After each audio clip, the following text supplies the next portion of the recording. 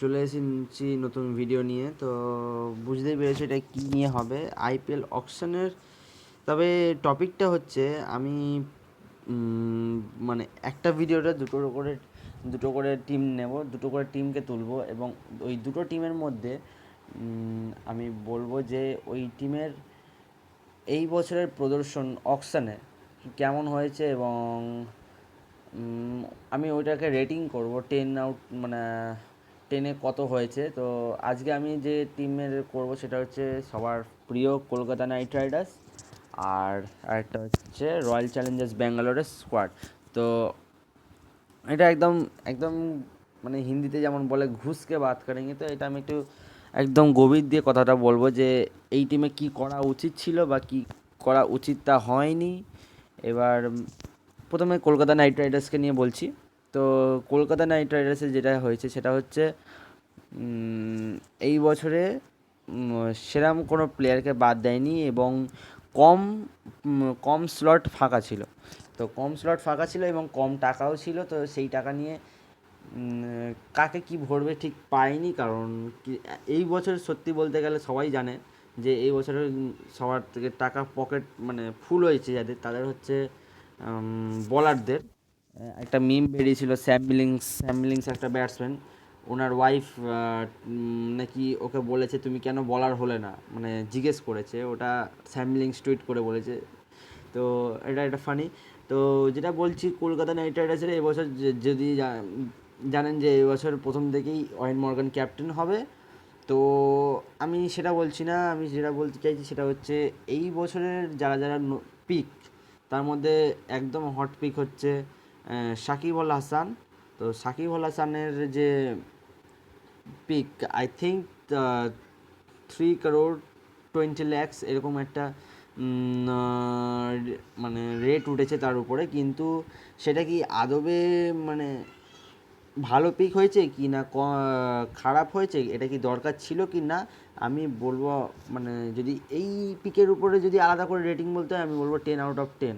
এবং খুব কমে সাকিব আল হাসানকে পেয়ে গেছে, কারণ সাকিব এখন অনেকে বলবে একটু বাংলাদেশি প্লেয়ারের উপরে অতটা না, কিন্তু সব মানে number one allrounder Shakib Al Hasan. আর বেন স্টোকস এখন যদিও সাকিব আল হাসান 2 বছর খেলেনি, সাসপেন্ডেড হয়ে গেছিলো আই থিঙ্ক, উইকেট ভেঙে দিয়েছিলো বলে আউট হওয়ার জন্য। তারপরে আবার ফিরে এসে বেন স্টোকস ওই জায়গাটা রেখেছিল, কিন্তু তাও যদি বেন স্টোকসও যদি 1 নম্বরে থাকে, 2 নম্বর সাকিব আল হাসান যদি ওই পজিশনে থাকে, মানে ওই অলরাউন্ডার স্থানে থাকে, আর কেউ যদি না থাকে তো আর ও যদি অলরাউন্ডার অকশন হিসাবে থাকে তাহলে তো ওকে কেন নেবে না। এবং আমি সে অবাক হয়ে গেছি যখন সাকিব আল হাসানকে মাত্র 3 কোটি দিয়ে কিনে নিয়েছে, কারণ আর আই থিঙ্ক তাই আরও বেশি ওঠার উচিত ছিল।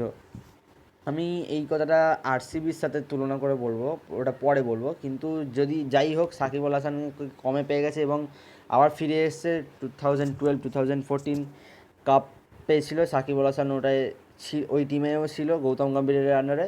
কি এবারে অয়ন মর্গানের আন্ডারে কি পাবে, তো সেটা দেখা যাক। তো আরেকটা যেটা বেস্ট বলবো না, তবে আই থিঙ্ক যদি আন্ড্রে রাসেল না ফিট থাকে টিমের মধ্যে, তাহলে ওই জায়গাটা ভরে দেওয়ার জন্য সাকিব আল হাসান হয়তো খেলতে পারে। আর সেও যদি না খেলে তো বেন কাটিং মাত্র বেস্ট প্রাইসে পেয়ে গেছিলো, এবং বেস্ট প্রাইসে পাওয়ার জন্য এবং অনেক দুর্দান্ত হিটার আছে যদিও। এবারে ওনার একটা ঝলক আমরা দেখেছিলাম 2016-এর ফাইনালে আরসিবির সাথে সানরাইজার্স হায়দ্রাবাদ, দুর্দান্ত ইনিংস খেলে 200-র উপরে পার করে দিয়েছিল। এবং বেন কাটিংয়ের সেই 132 মিটার ছক্কাটা কার না মনে আছে। তো এই টিমটার জন্য বেন কাটিং এবং এবং অ্যান্ড্রে রাসেলের সাথে বেন কাটিংয়ের তুলনা করলে সেরকম হবে না, কিন্তু অ্যান্ড্রে রাসেলও সেরকম টাচে ছিল না আগের বছরে।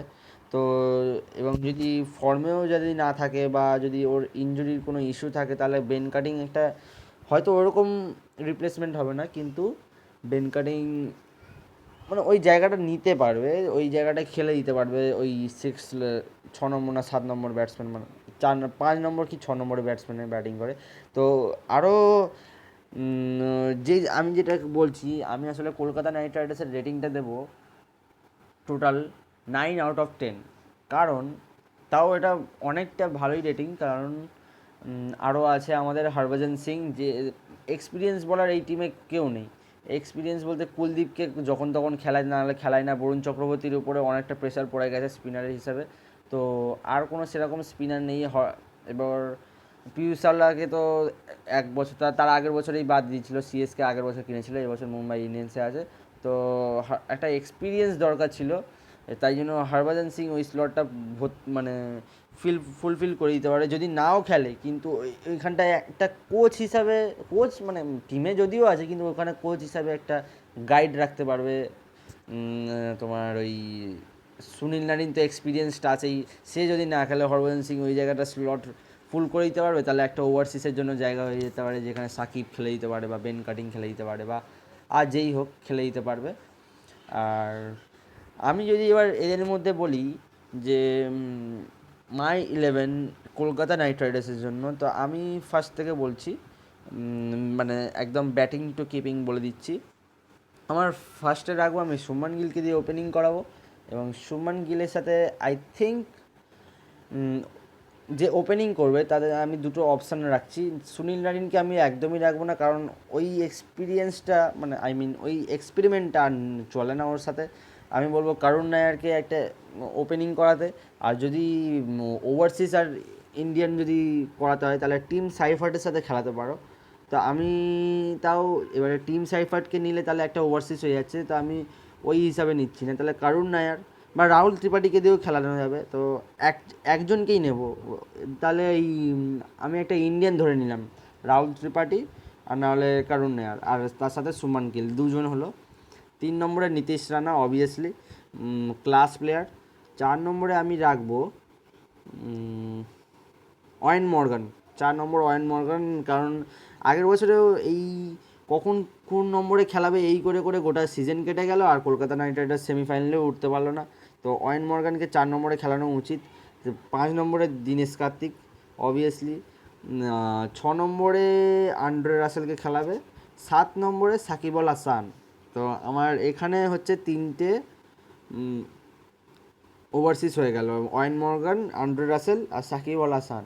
তো এবারে তারপরে আসছে আমাদের রিঙ্কু সিংকে খেলাতে পারবে ওই জায়গাটা, যদি আরেকটা ব্যাটসম্যান যদি ভরাতে হয়। আমার মনে হয় না রিঙ্কু সিংকে খেলানো উচিত, বা পাওয়ার নেগিকে একটা ভালো অপশান হিসেবে রেখেছে, বল স্পিনিংও করে দেবে, কিন্তু আই থিঙ্ক নাও নিতে পারবে, কারণ Shakib Al হাসানও left left arm spinner আছে, পাওয়ার নেগিও লেফট আর্ম স্পিনার, তো হয়তো ওখানটায় নাও খেলাতে পারে।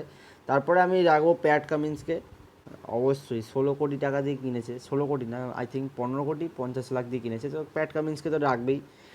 হরভজন সিংকে আমি আমার টিমে রাখবো, বরুণ চক্রবর্তীকে আমি রাখবো, শিবম মাভিকে রাখবো আমি। শিবম মাভি অবভিয়াসলি যতটা মানে দেখিয়েছে আগের বছরে, মানে আগের বছরে অন্যের মতন পেস বোলিং আর মানে কামিন্সও করতে পারেনি।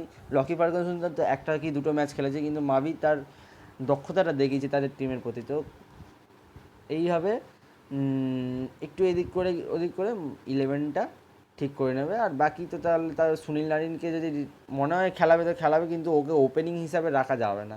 তো আমি এবারে কলকাতা নাইট রাইডার্সের স্কোয়াডটাকে বললাম, কিন্তু 9 আউট অফ 10 অবভিয়াসলি, কিন্তু ভালোই টিম করেছে।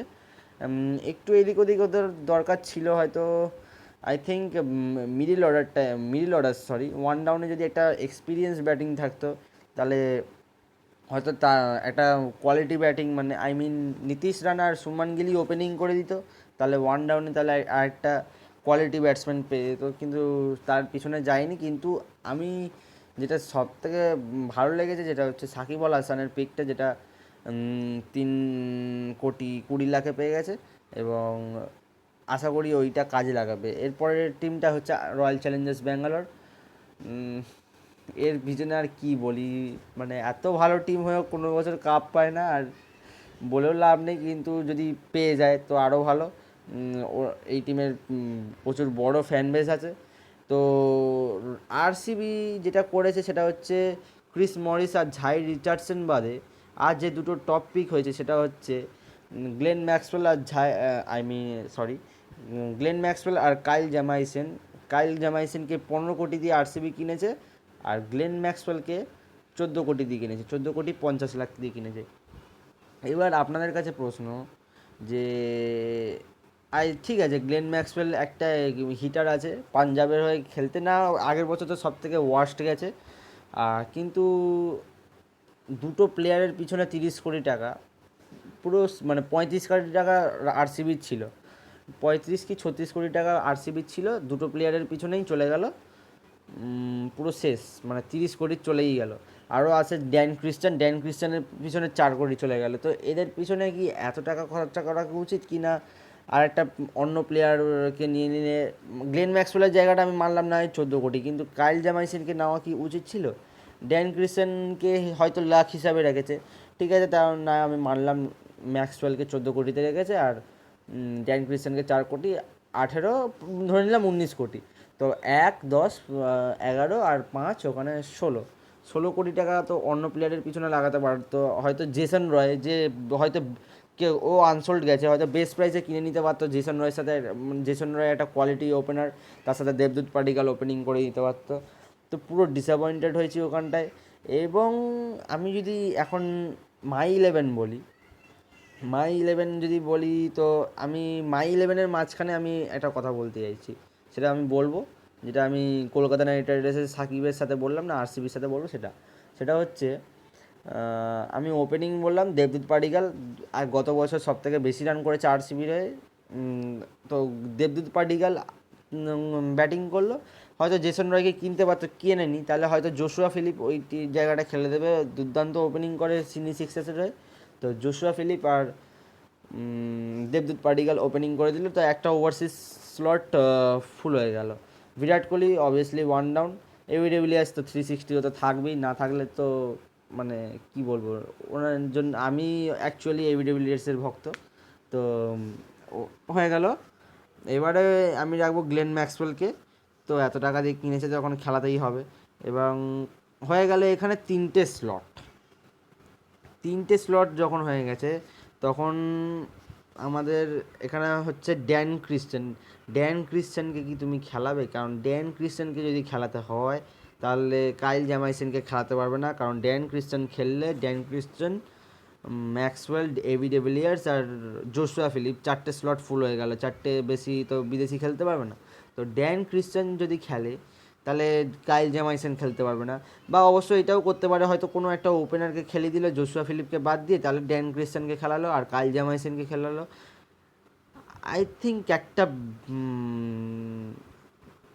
ফালতু কাজ যেটা আরসিবি করেছে, সেটা হচ্ছে শিবম ডুবেকে ছেড়ে দিয়ে, শিবম হয়তো ভেবেছে শিবম ডুবেকে একটু কমে পেয়ে যাবে বা কিছু। আই থিঙ্ক মরিসের সাথেও এইরকম করেছিল, 10 কোটি টাকা দিয়ে ভাবলো 10 কোটি দিয়ে ছেড়ে দেবে, হয়তো তার থেকে কমে পেয়ে যাবে, আর কিন্তু সব থেকে বেশি মরিস চলে গেল 16 কোটিতে।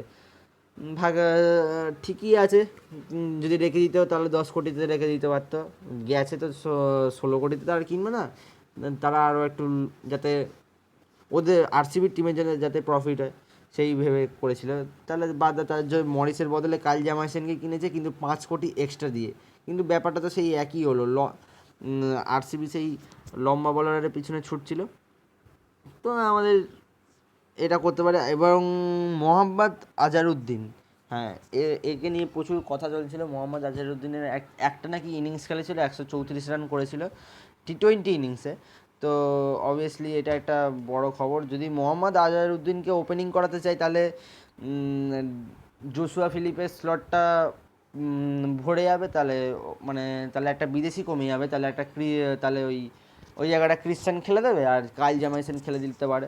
আর নাহলে আজহারউদ্দিনকে মনে হয় যদি মিড অর্ডারে খেলাবে ম্যাক্সওয়েলের পরে, তাহলে সেটাও খেলাতে পারবে, কিন্তু ক্রিস্টানকে তাহলে খেলানো যাবে না। ক্রিস্টান নাকি 12 বছরের মধ্যে নাকি 12 বছর, 12 বছর খেলেছিল বিগ ব্যাশ লিগে, তার মধ্যে 10 বছর যে টিমের হয়ে খেলেছে কাপ পাইয়ে দিয়েছে।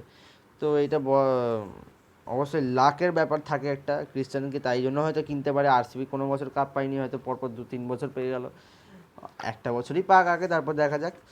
আচ্ছা, তারপরে যেটা হলো, ধরে নিলাম ওখানে 6-7 জন হয়ে গেল, 6 জন হয়ে গেছে।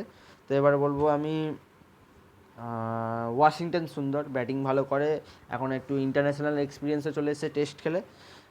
তো ব্যাটিংও করে দিতে পারে, ওপেনিং করে দিতে পারে, কিন্তু হয়তো দুটো লেফট হ্যান্ডিং ব্যাটসম্যানকে দিয়ে ওপেনিং করাবে না দেবদূত পাডিক্কালের সাথে। তো তাই ওয়াশিংটন সুন্দরকে এমনি খেলবে, পাওয়ার প্লেতে দারুণ বল করতো, পাওয়ার প্লেতে স্পিন বল করাটা অনেক কষ্টকর হয়ে ওঠে, আরও উইকেট তুলতো। আগের বছর তো দুর্দান্ত বছর ছিল। হ্যাঁ, কখনো কখনো রান খেতে সে সবাই খায়, সচিন তো 0 রানেও আউট হয়, আর ভুবনেশ্বর কুমার 4 ওভারে 54-55 খেয়ে যায় T20-তে, সেটা হতে থাকে, একদিন খারাপ দিন থাকে। তো ভুবনেশ্বর কুমার, সরি, ভুবনেশ্বর কুমার কেন বলছি, আমি বলছিলাম, ধ্যার বাবা কাকে বললাম, ওয়াশিংটন সুন্দর। ওয়াশিংটন সুন্দরকে খেলাবেই নিশ্চয়ই। মোহাম্মদ সিরাজ অনেকটা এক্সপিরিয়েন্স এসে গেছে, ইন্টারন্যাশনাল এক্সপিরিয়েন্স, তো মোহাম্মদ সিরাজকে তো খেলাবেই। এখন ইন্ডিয়ান বোলিংয়ের দিক থেকে অনেক কোয়ালিটি চলে এসেছে। কোয়ালিটির মধ্যে আমি বলবো সিরাজ এসে গেছে। সিরাজ এখন মানে ইন্টারন্যাশনাল যেহেতু খেলেছে, তো আই থিঙ্ক আমার কেন যেন মনে হচ্ছে সিরাজ এবছর দুর্দান্ত বোলিং করবে। কাইল জামাইসেন বেশি তো খেলেনি, তো ওর উপর কিছু বলা যাবে না যে ও ভালোই একদম খেলবে কি না খেলবে। তো খেললে ভালো, না খেললে তো টাকা তো যেমন বরবাদ হবে। এবং মোহাম্মদ সিরাজ খেলবে, ইউজবেন্দ্র চেহাল, আমি তো ওকে পাথাকর বলে ডাকি, পাথাকর তো খেলবেই। ইউজবেন্দ্র চেহাল আমার ওভারসিজ স্লট তো পুরো ভরে গেছে, কেন রিচার্ডসনের কোনো জায়গা হবে না। আর যদি কোনো কারণে আজহারউদ্দিন যদি ওপেনিং করে আর ক্রিশ্চানকে যদি নাও খেলায়, আর যদি দুটো ভালো স্পিনারকে দিয়ে খেলায়, তাহলে ওখানে জাম্পার স্লটটা ফুল করে দিতে পারে। আর আই থিঙ্ক হর্ষল প্যাটেলকে খেলানোটা খারাপ কিছু হবে না যদি ইন্ডিয়ান স্লট দিয়েই কাটাতে হয়। কিন্তু হর্ষল প্যাটেলের কাছে অত এক্সপিরিয়েন্স নেই, মাঝে মাঝে হ্যাঁ উইকেট টুইকেট তুলে নেয়, কিন্তু অত কনসিস্টেন্সি নেই যতটা এখন সিরাজের মধ্যে চলে এসছে। যতটা আরসিবির হয়ে বল করে, রানও খায় কিন্তু বলও করে। কিন্তু হর্ষল প্যাটেল তো রান খাক যাই করুক, কিন্তু বল তো বেশি করেন, করতে তো দেখিনি আমি কোনো দিনও। আগের বছর মনে হয় আই থিঙ্ক ডিসির হয়ে খেলেছিল, দিল্লি ক্যাপিটালসের হয়ে। তো যাই হোক, কিন্তু যাই হোক আরসিবির মিড অর্ডারে এখন কিন্তু কোনো ইন্ডিয়ান স্লট থাকে না। একটা জিনিস লক্ষ্য করে দেখবে, আরসিবির ব্যাটিংয়ের মধ্যে শুধু দুটো ইন্ডিয়ান আছে, দেবদূত পাডিক্কাল, তাও তো ইন্ডিয়ার হয়ে কোনো দিনও খেলেনি, আর বিরাট কোহলি। তো বিরাট কোহলির উপরে ভরসা করাও এখন বলতে, আমার মতে বিরাট কোহলি কিন্তু অতটা ফর্মে নেই যতটা, এবং আরসিবির তো হয়তো অতটা ফর্মে থাকে না। হ্যাঁ, যদিও যেভাবে হোক 30-40 রান করে, যেভাবে হোক লিডিং রানস করে থাকে, কিন্তু আমি বিরাট কোহলির উপরে অতটা ভরসা করতে, বা হয়তো এটাও হতে পারতো যে কোনো ক্যাপ্টেন যদি চেঞ্জ করে দিত, তাহলে বিরাট কোহলি তার নিজের মতন খেলতো। কারণ ক্যাপ্টেন্সি পড়লেও সত্যি ব্যাটসম্যানের উপর অনেকটা প্রেসার পড়ে। তো আই থিঙ্ক বিরাট কোহলির কাছ থেকে ক্যাপ্টেন্সি সরে গেলেও সেরকম কোনো প্রবলেম হবে না আই থিঙ্ক হয়তো। হ্যাঁ, কিন্তু সেরকম এক্সপিরিয়েন্স প্লেয়ারকেও দিতে হবে, যেমন ডেভিলিয়ার্সকে দিলেও কোনো প্রবলেম হবে না। আর সেরকম এক্সপিরিয়েন্স তাও তো এই টিমের নেই, কিন্তু তাও মানে বিরাট কোহলির উপর প্রেশারটা না পড়লে, তাহলে বিরাট কোহলি তার একলা খেলাটা খেলে দিতে পারবে। তাই জন্য আমি বলছি এই ইন্ডিয়ান স্লটটা যেহেতু বেশি নেই, কলকাতা নাইট রাইডার্সে যেটা বলছিলাম, যেটা সাকিব আল হাসানের যেটা কথা বলছিলাম, যে সাকিব আল হাসানকে কিনতে পারতো না। সাকিব আল হাসানকে যদি কিনতো, তাহলে ওখানে একটা দারুণ বোলিং স্লট, মানে একটা অভিজ্ঞতা অলরাউন্ডার হয়ে যেত। আর সাকিব আল হাসান ওই স্লটটা ফুল করে হয়তো ড্যান ক্রিস্টানের বদলে খেলে দিত, ব্যাটিংও ভালো করে দিত, বলিংও ভালো করে দিত। সাকিব আল হাসানকে একটু কি, ওকে কি 4 কোটি 5 কোটি দিয়ে কেনা যেত না? তাহলে হয়তো জ্যামাইসেনকে নাই কিনতো, বা আরও একটা বা হয়তো মরিসকে রিটেন করে দিলে 10 কোটি দিয়ে যদি, মানে 10 কোটি দিয়ে যদি রিটেন করতো, আর সাকিবকে তো যদি 4-5 কোটিতে বা 6 কোটিতেও পেয়ে যেত, তাহলে আরও বরং টাকা তাদের কাছে বেঁচে যেত। বা যারা যারা ভালো ভালো প্লেয়ার আরও বরং আনসোল্ড হয়ে গেছে, তোমার ওখানে জেসন রয়, কলিন মুনরো, কত ভালো ভালো প্লেয়ার ওরা আনসোল্ড হয়ে গেছে। ওদেরকে একটা প্লেয়ার কিনলে তাহলে আরও একটা, তাহলে কারণ আমি বলছি যদি অ্যারন ফিঞ্চকে তাহলে আগের বছরে 13-14টা ম্যাচ খেলেছি, তার মধ্যে একটা কি দুটো মনে হয় হাফ সেঞ্চুরি পেয়েছে, নাহলে সেরকম কোনো ভালো প্রদর্শন দেখাতে পারেনি। জোসুয়া ফিলিপ একটা দুটো ম্যাচ খেলেছে, একটা মনে হয় হাফ সেঞ্চুরি পেয়েছে, আর একটা মনে হয় ভালো স্টার্ট দিয়েছিল, আউট হয়ে গেছে, কিন্তু ওকে টাইম দিলেও ঠিক খেলে দেবে। তো অ্যারন ফিঞ্চের পিছনে যদি এতই সময় নষ্ট করলো, তাহলে হয়তো ওর বদলে একটা ওপেনার দরকার ছিল, হয়তো তার বদলে ফেলেনি, ঠিক আছে সেটা নিয়ে কথা না। জোসুয়া ফিলিপ আছে, তার কাছে একটু ভরসা করতে হবে, নাহলে বিরাট কোহলি আরসিবির হয়ে অনেকবার ওপেনিং করে দিয়েছে, তো হয়তো এইটা ওপেনিং করে দেবে। তো আই থিঙ্ক তাও ইন্ডিয়ান ব্যাটসম্যান যদি আর একটা বা দুটো থাকতো সেরকম এক্সপিরিয়েন্স, তাহলে হয়তো এই টিমটা হয়তো আরও ভালো হতো। আই থিঙ্ক কলকাতার থেকে তো একদম মানে অতটাও এগিয়ে নেই, কিন্তু এটাও মানতে হবে যে আগের বছর সেই খারাপ হোক ভালো হোক, আগের টিম আগের বছর ভালো প্রদর্শন দেখিয়ে এরা সেমিফাইনালেই উঠেছিল, কিন্তু কলকাতা নাইট রাইডার্স ওঠেনি। যাই হোক, এটা তো এই বছরের অকশন হয়েছে, মানে এই বছরের অকশন, তো এই বছরে কী প্রদর্শন দেখায় সেটাই দেখা যাক। আশা করি কিছু রয়্যাল চ্যালেঞ্জার্স ব্যাঙ্গালোর কমসে কম সেমিফাইনালে এই বছরে উঠুক। ওই টিমটা উঠলে সত্যি মানে একটা সোশ্যাল মিডিয়ায় তো একটা ব্যাঙার মতন হয়ে যায়, তো হলে তো ভালো হয়।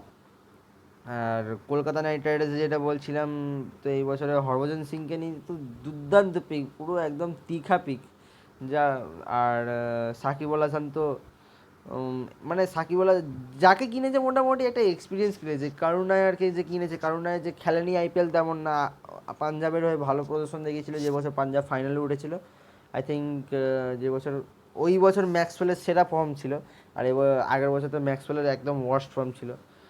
তো এরকম মিমও বেরিয়েছে যে ম্যাক্সওয়েলের দাম, পেট্রোলের দাম, ডিজেলের দাম প্রতি বছর বাড়তেই থাকে। হ্যাঁ, তো ঠিকই বলেছে যে বাড়তেই থাকে, কিন্তু কাজের যে কী হবে কখনো, আর অস্ট্রেলিয়ার হলুদ জার্সি পরে নিলেই অবশ্য গরম হয়ে যায়। অবশ্য ম্যাক্সওয়েল এই দুটো ম্যাচে ভালো রান করতে পারেনি নিউজিল্যান্ডের সাথে, আর জ্যামাইসেন হয়তো একটু ভালো প্রদর্শন দিচ্ছে। তো দেখা যাক আরসিবির হয়ে কতটা কী করতে পারে, আদবে কি 15 কোটি টাকার যে মূল্য, সেটা কি আরসিবির হয়ে রাখতে পারবে? আর সেম কথা ম্যাক্সওয়েলের দিকে, সেই 14.5 কোটি, সেটা কি তার আরসিবির মানে মূল্য হিসাবে রাখতে পারে? দেখা যাক। তো আজকের মতন এতটাই, এখন বক্তব্য শেষ করছি।